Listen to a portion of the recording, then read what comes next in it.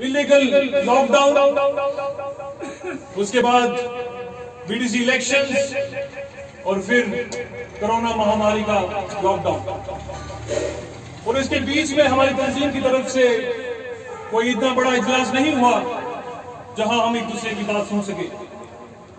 मैं आप सबका शुक्रगुजार हूं कि आप यहां इकट्ठे हुए, और ये जरूर कहना चाहूंगा कि हम एक नाजुक मरहले से गुजर रहे हैं। पूरा जम्मू कश्मीर एक नाजुक मरहले से गुजर रहा है।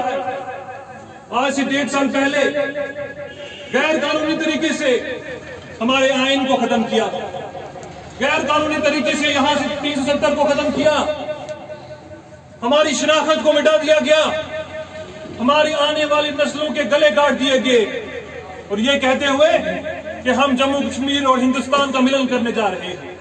अरे बेवकूफो, जम्मू कश्मीर और हिंदुस्तान का मिलन 26 अक्टूबर 1947 को हुआ था, जब इंस्ट्रूमेंट ऑफ एक्सेशन साइन हुआ। जम्मू कश्मीर और हिंदुस्तान का मिलन दिल्ली एग्रीमेंट में हुआ था, जो शेर कश्मीर शेख मोहम्मद अब्दुल्ला ने पंडित जवाहरलाल नेहरू के साथ किया था। उसके बाद हमारी पीठ पे हमेशा चूरा जो है भोंका गया। आज मैं उनसे पूछना चाहता हूं जो पिछले 1.5 साल से ये कहते थे कि जम्मू कश्मीर के अंदर तरक्की होगी, जम्मू कश्मीर के अंदर अमन होगा, जम्मू कश्मीर के अंदर नए नए प्रोजेक्ट्स आएंगे, यहाँ हमारे बेरोजगार भाइयों को रोजगार मिलेगा। मैं उनसे पूछना चाहता हूं, कहां है रोजगार, कहां है तरक्की? आज सरकारी खजाने जो है खाली पड़े हुए हैं। आज हमारे लोग दर दर की ठोकरें खा रहे हैं।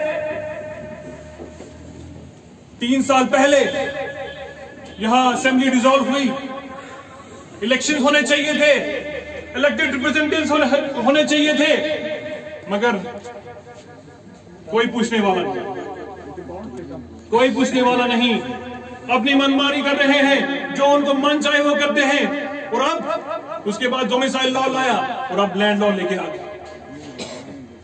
मैं आपको बताता चलूं कि शेर कश्मीर शेख मोहम्मद अब्दुल्ला ने जब उनकी सरकार थी तो उन्होंने ये पुख्ता किया कि यहाँ का हर एक बुजुर्ग नौजवान, यहाँ जम्मू कश्मीर का एक बाशिंदा, उसके घर, उसके छत पे, उसके सर पे छत हो। और आज हमारी जमीनों को लोगों में बांटने के लिए, लोगों में तकसीम करने के लिए दे दिया। ये हम हरगिज़ बर्दाश्त नहीं करेंगे। मेरे भाइयों, मेरे बुजुर्गों, मेरे कायद जनाब डॉक्टर फारूक अब्दुल्ला साहब, उमर अब्दुल्ला साहब, हमारे लीडर जावेद राना साहब असेंबली के अंदर, असेंबली के बाहर हमेशा ये कहते रहे कि हमारा मुस्तकबिल जो है वो हिंदुस्तान के साथ है। हमने कभी नहीं कहा कि हमारा मुस्तकबिल जो है हिंदुस्तान के बिना है, और हमने कभी भी कोई ऐसी डिमांड नहीं की जो हिंदुस्तान के आइन के खिलाफ हो। मगर फिर भी हमारे लीडर्स को 1 साल के लिए अंदर डाल दिया। कोई पूछने वाला था? यहां जितने भी बिल्डर्स थे डेमोक्रेसी के, वो सभी फेल हो गए। मोदी को किसी ने ये नहीं पूछा कि आपने किस तरीके से गैर कानूनी जो आपने लॉ, जो आर्टिकल 370 और 35 को हटाया, किस तरीके से हटाया। इसलिए मेरे बुजुर्गों, मेरे भाइयों, मैं गुजारिश करूंगा आपसे कि हमें अपने सफों में इत्तेहाद पैदा करने की जरूरत है। अपने सफों को मजबूत कीजिए और एक लंबी लड़ाई के लिए तैयार हो जाइए। एक लंबी लड़ाई लड़नी है हमें मरकजी सरकार से, इस मोदी तानाशाह से, अमित शाह से, और अपना हक जो है वो वापस लेना है। हमारी पहचान आर्टिकल 370 है, हमारी पहचान 35A है, हमारी पहचान जम्मू कश्मीर का स्पेशल स्टेटस है। हम उसके बिना कुछ भी मानने के लिए तैयार नहीं। आज की बात करते हुए, जो अब बीडीसी इलेक्शन आ रहे हैं, तंजीम का क्या फैसला होता है, अभी तंजीम की तरफ से कोई सिग्नल नहीं आया है।